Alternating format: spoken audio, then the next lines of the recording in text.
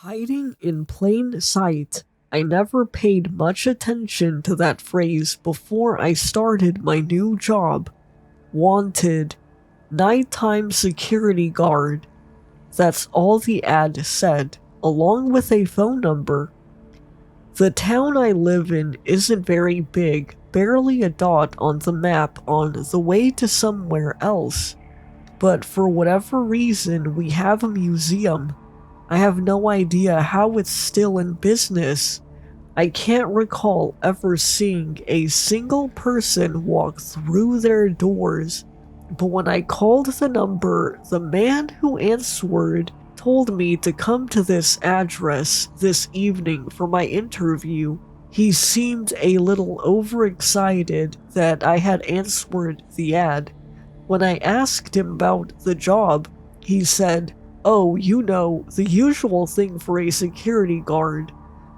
I've read some pretty unusual things about security guards in subreddits, but I'm sure those stories are made up.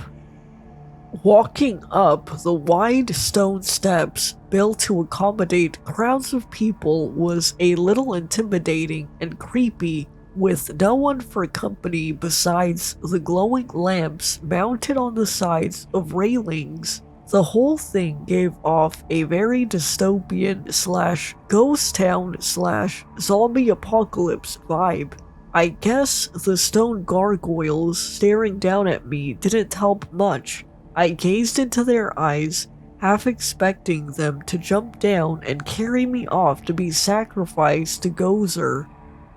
If I hadn't already discussed my hourly wage, I would have turned and hightailed it home, but the wage was more than acceptable for a security guard.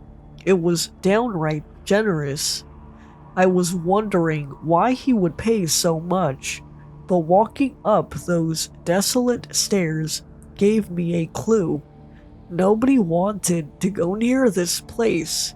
The word haunted had been mentioned more than once. Looking up at the front of the building, the sporadic lights made shadows fall all around and gave it an intimidating presence. I paused at the top of the stairs, thinking about every horror movie I've ever seen. There's always that one moment where the characters could turn back and live another day, but they never do. The wind whipped up, blowing against me, threatening to push me back down the stairs, almost as if warning me not to go inside. For a moment, I considered heeding the warning and climbing back down the stairs. Knowing that my rent and car payment were due made me reevaluate that decision. I stepped up and opened the door, wondering if I would ever come out. Fully expecting the door to creak on its hinges, I was pleasantly surprised when it opened silently and with little effort, despite feeling quite heavy. The ornate decorations and beautiful decor took my breath away. I wasn't sure what I expected, but I found myself regretting that this was the first time I had ever visited this museum. I hadn't made it 2 steps until an elegantly dressed man appeared and smiled at me. He didn't so much as walk up to me, rather he glided, showing an air of dignity bordering on royalty. "Mr. Welton, I presume?" he said, wearing a warm smile. "Yes, sir," I said, offering my hand. He glanced at it with an amused look. "Right then, follow me and I'll show you your duties," he said, turning on his heels and gliding away. I pretended to smooth my hair as I followed, feeling like an idiot for offering my hand. He glided past several works of art toward a small desk. "Right then," he said, "you'll be in charge of checking the doors so nothing gets in." He paused. "Or out." "You mean stolen?" I said. "Yes," he said slowly, Stolen. So I got the job? He stared at me blankly. Did you show up? I nodded. You got the job. Do I need a uniform or anything? Let's see how your first night goes, he said. There's a set of rules on the paper on your desk. Please adhere to them. You must do at least 1 round per night through every room and check every door. 1 round? That's it? This place is rather large and challenging. I looked around with a hint of hesitation. Maybe there was a reason why it paid so much. He smiled. If you have any problems, just call the number on the paper. That's it? I believe so. I'll lock the door on my way out and unlock it again at 9 o'clock on my way back in. I stepped over to the desk and began reading the paper. What does this mean? I said, turning around, but he was gone. Hello? I called, but only my voice echoed back to me.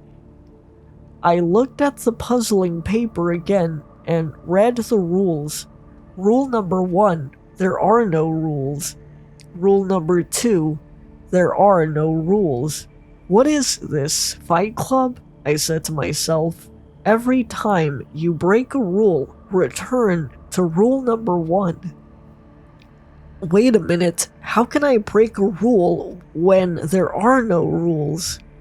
Rule number 3, how you follow the rules is as important as why you follow the rules.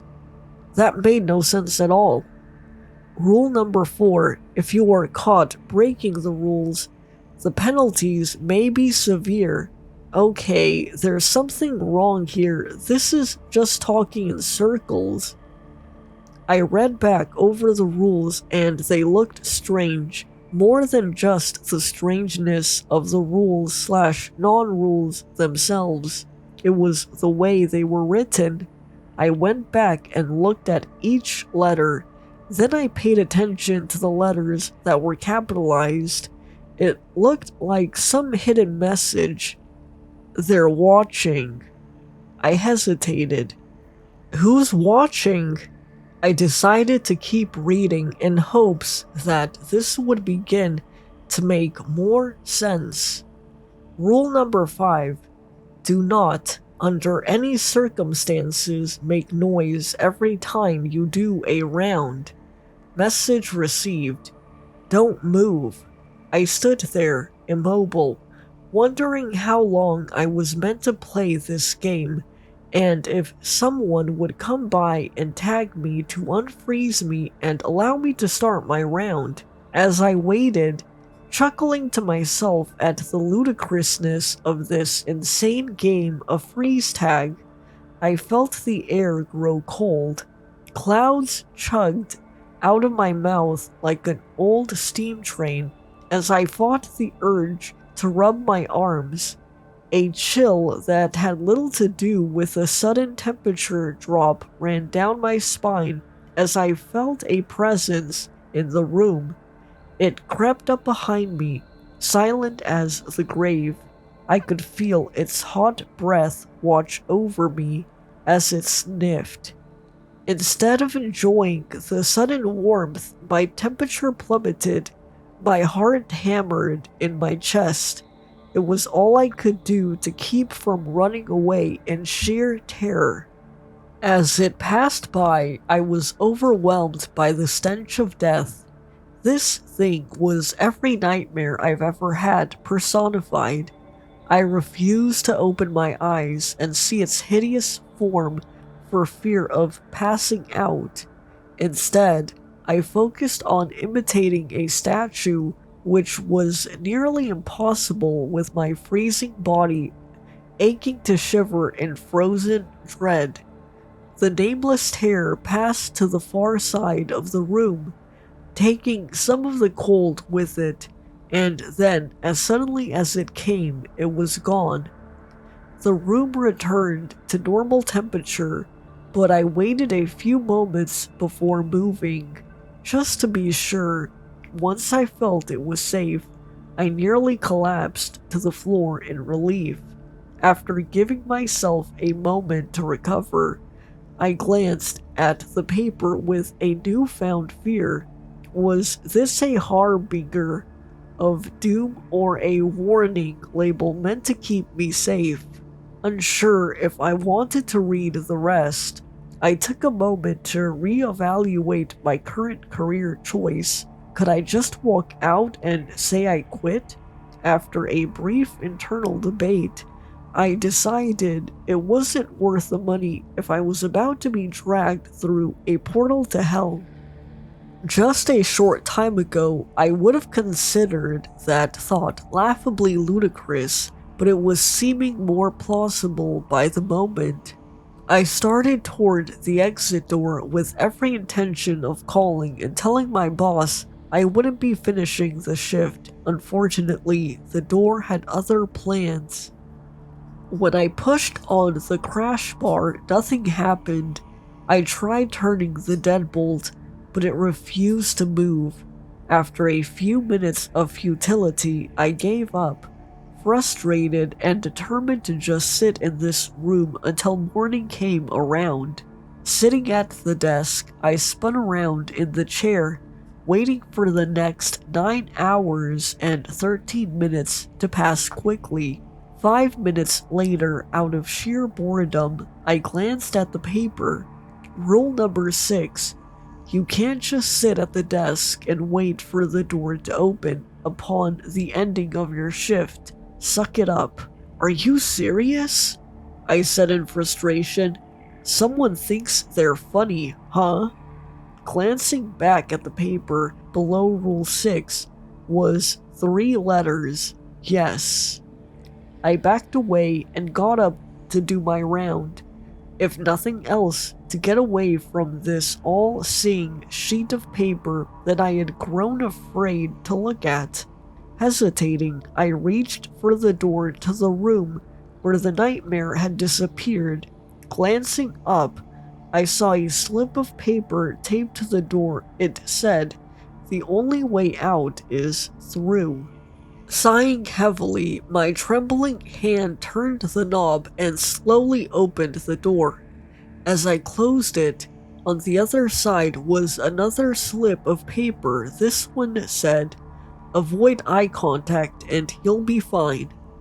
Confused by the cryptic statement, I turned and realized what it meant. The room was full of stuffed creatures of many shapes and sizes. Most of them seemed to be mythical in nature of the cryptid variety. There was a Bigfoot, Skinwalker, Dogman, Jersey Devil, Wendigo, and many others. As my eyes scanned the room, I noticed movement. It wasn't much, but it was enough. The Skinwalker turned its head just slightly to look right at me. I quickly darted my eyes away in fear and disbelief when the Dogman turned its head to stare at me. As panic coursed through my veins, I turned to go back through the door, remembering what the piece of paper on both sides of the door said. The only way out is through, and avoid eye contact, you'll be fine. I felt the last statement was akin to saying, if you hold on tight enough on a roller coaster, you won't need the safety harness. Aiming my eyes at the floor, I turned and started toward the far side of the room. I hoped that all they would do was watch. That hope was dashed.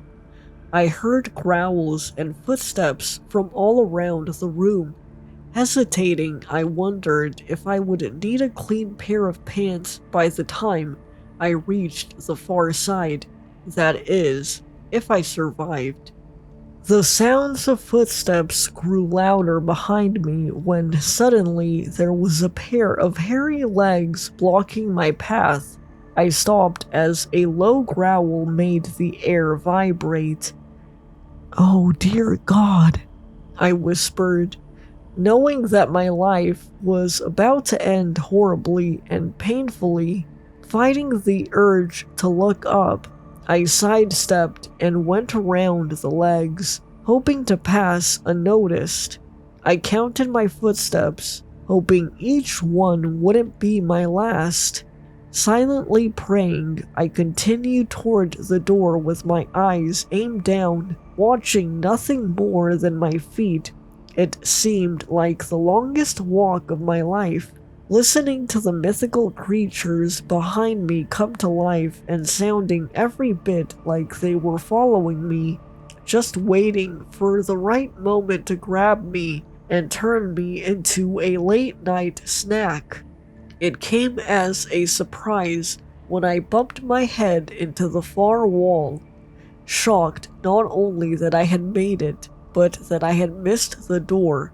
I glanced over and found my glorious escape route.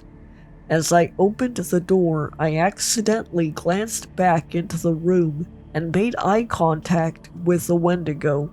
Its roar of rage is something I'll never forget. It charged at me with blinding speed and claws unsheathed, fangs ready to tear me to shreds as I dove through the door in the nick of time, slamming it behind me. The impact on the other side of the wall made dust settle to the floor, causing me to sneeze.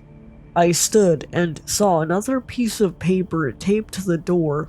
"Whatever you do, don't make a sound," it said. As I was about to make a comment about it being too late, a giant set of fangs flew at me from the semi-darkness. Attached to them was the biggest snake I'd ever seen or heard of. It shook off the impact with the door as my legs took over and sprinted for the far side of the room. The dim lighting made it impossible to see the far door, as well as rocks and other obstacles littering the floor as I made my desperate dash to safety. I swear the rock that tripped me moved into my path on its own. Instead of a death sentence, it saved my life as the snake flew over my prone body, having tracked me down. Had I not tripped, its massive fangs would have gone straight through me. Not waiting around to celebrate my accidental good fortune, I jumped up and raced toward the door again. It was now within sight, but so was the snake. It had recovered and was coiling for another strike. Running around a large boulder to make myself a harder target, I aimed for a spot 5 feet from the door. When I was almost to the door, I dove, just as the snake passed over me, slamming into the wall as I jumped up and opened the door. Closing the door behind me, I took a moment to catch my breath and think about asking a lot more questions when I interview for my next job. I tried to open my eyes, but realized they were already open. The room was engulfed in total darkness. Pulling out my flashlight, I shone it around, but couldn't see anything aside from the door and the floor in front of me. There was no sign of anything in the room, not even a ceiling. It was as if the darkness sucked the light into itself, never to escape. Being robbed of sight, I relied on hearing. Taking a long listen, I waited to hear any growls or slithers, anything to give me a hint of what I might have to deal with, but there was nothing, only soul-crushing silence. Having scanned the room the best I could, I set out to find the far door. Nothing seemed strange. Even the echo sounded like a normal large room. It was just devoid of light. The normalness of it terrified me. All I could find out of place was a slight scent of disinfectant. I wasn't sure if that was because whatever horrible creature that called this room its home had killed people here, and they wanted to cover the smell. or if the creature itself had passed away, leaving some poor janitor to clean up the mess. In either case, I was on full alert. They say that when one of your senses falter, the others become more acute to make up for it. The same thing was happening with my paranoia. I imagined shadows moving around in the total pitch of darkness. My steps were small and slow, as my arms waved in front of me, acting as my eyes, searching for any obstacles. It took what seemed like an eternity to get to the far side walking so slow. I guess that's the price of being careful. As I approached the wall, the flashlight and vision became useful once again. I must have gotten off track as I walked because the door was far off to the side. I had to walk a good 50 feet along the wall to find it. When I opened the door, I was greeted by a horrible sight. The snake was coiled up in front of it. I quickly shut the door as it prepared to strike. Why would they have 2 snake rooms? But then, why was it much of a relevant question in this place? My mind came up with a terrible answer. It wasn't a second snake. It was the same one. I must have gotten turned around in the darkness and done a circle. As my brain had a go-around with denial, I tried to figure out a way to get across this room without unintentionally doubling back, keeping in mind that even though I had yet to see or hear anything in this room, didn't mean it wasn't there. Searching for any ideas, I looked down at my flashlight, then squared my shoulders against the wall to regain my bearings, and tossed the flashlight straight in front of me. It landed with a loud clatter, then rolled around in a playful circle before coming to rest. If there was anything in the room, most likely I'd just woken it up and showed it exactly where I was. I stood still and listened. After a few minutes, I didn't hear any movement. It seemed safe to walk to my flashlight, pick it up, and toss it another 15 feet, hopefully in a straight line. I did this the whole way across the room, still listening for sounds, but becoming more confident with each step that I wouldn't hear any. The door was just a few feet to the side of where I'd aimed. Somehow, I'd gone in a straight line. Grabbing the doorknob, I slowly turned it so as not to alert the snake if by some trick I ended up back in that room. But there was no trick and no snake. The door was open to the blinding light. I covered my eyes to give them time to adjust. Once they had acclimated, I looked around at a beautiful room full of clouds. There were even clouds on the floor. It was disconcerting at first, and almost made me lose my balance because they were so well painted that it literally looked like I was walking on clouds. I took a tentative step into the room, making sure that it was an illusion and I wasn't about to fall thousands of feet to my death. Holding my breath, I stepped onto the first cloud and let go of the door frame. It was firm like a floor should be. My second and third steps were more confident as I realized how effective the illusion was. Once I assimilated, walking on clouds was fun. This was turning out to be the easiest room I'd been in so far. That's when I heard the scream.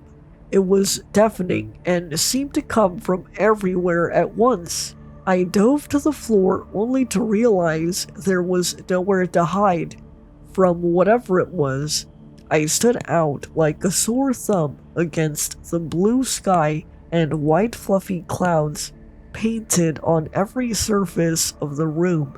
The scream sounded again, and I began to run, having no idea which way I was going or where the screaming was coming from. For all I knew, I was running toward whatever it was. I just knew it didn't sound human, and I had no desire to find out what it was. Soon, the choice was taken out of my hands. I saw a dark spot appear against the clouds that quickly became larger.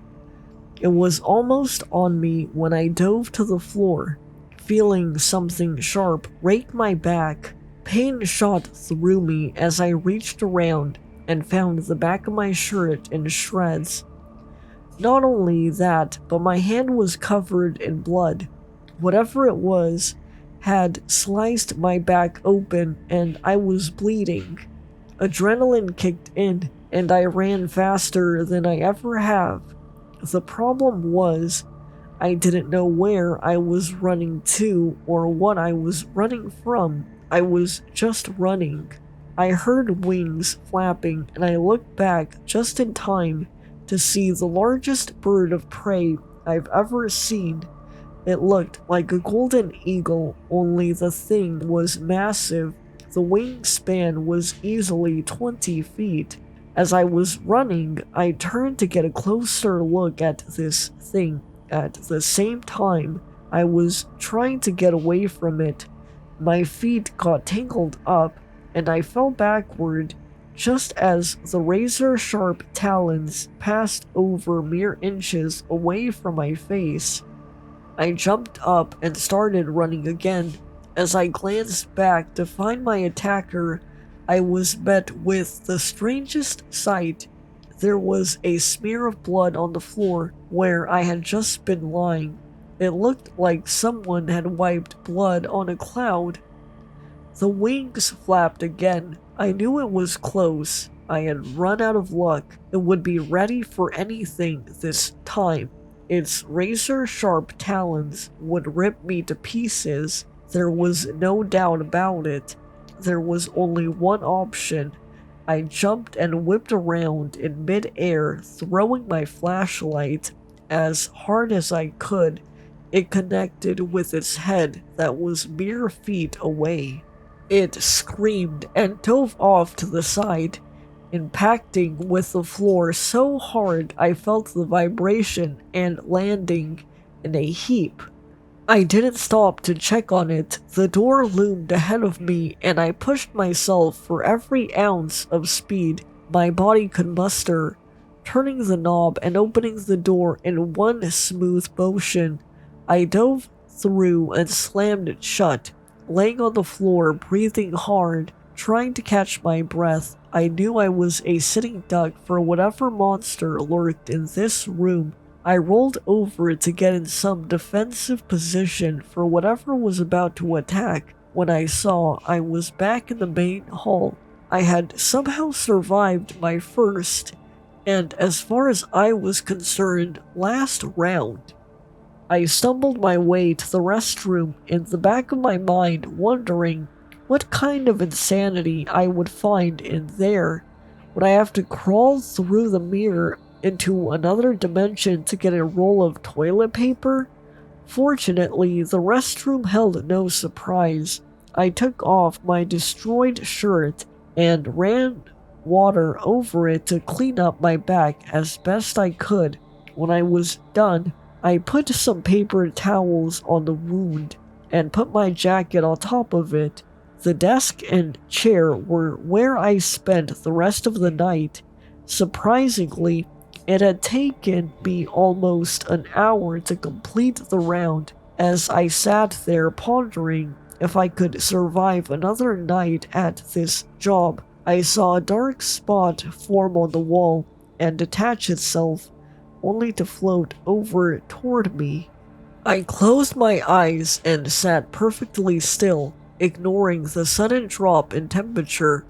The stench of death surrounded me, but I refused to move. For a moment, I thought I heard a sound like sniffing, and then it seemed to diminish. Once the temperature rose again, I opened my eyes and the apparition was gone. As bored as I was for the next few hours, I wasn't tempted to do another round, not even in the slightest. When 9 o'clock rolled around, the boss/curator appeared and glided over to me wearing a little grin. "I see you managed to make it through," he said. "Congratulations. You're the first one in some time." "The first one to make it through a single round?" He nodded. "How many others have there been?" I said with a haunted look in my eyes. He shook his head. "Let's not worry about that, shall we?" he said. "Here is the amount we agreed upon." He handed me a stack of bills and I gladly took them. "Would you be interested in staying on and being my permanent nighttime guard?" I looked at the money inside. "As much as I'd like to, I don't see how this job could be called permanent when the mortal danger is so real. It is a challenge, I'll admit. However, you rose to it last night," he said. "I'm prepared to offer you twice the amount I gave you if you agreed to stay on." I stared at the fistful of money, and I imagined not having to struggle with bills or any other expenses. Then I turned a little and my back painfully reminded me of the dangers. "I'd have to think about it," I said. "While you're thinking, consider this. You have yet to see the basement." "Basement?" He nodded. "It's considerably more challenging. I'll let you know." "Very well, you can see yourself out. I recommend getting that back tended to." With that, he vanished into thin air right in front of my eyes. I looked at the money, wondering if it would vanish as well. Fortunately, it remained firmly in my grasp as I walked toward the front door. For some reason, I felt hesitant to open it and leave. It was as if some force was exerting itself against me, like the museum didn't want me to go. It wasn't a pleasant feeling, more like a dog losing its favorite toy.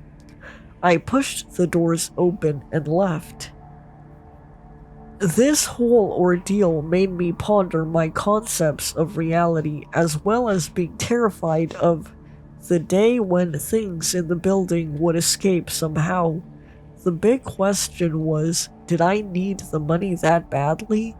Was I willing to put myself in mortal peril just for a few measly dollars? I turned and looked back at the museum. In the daylight, it looked innocent. None of the terrors that lay within showed on the outside. As I turned to head home, I swore I saw a fleeting glimpse of the apparition. It seemed to be following me. I looked again, and it was gone. Must have been my imagination.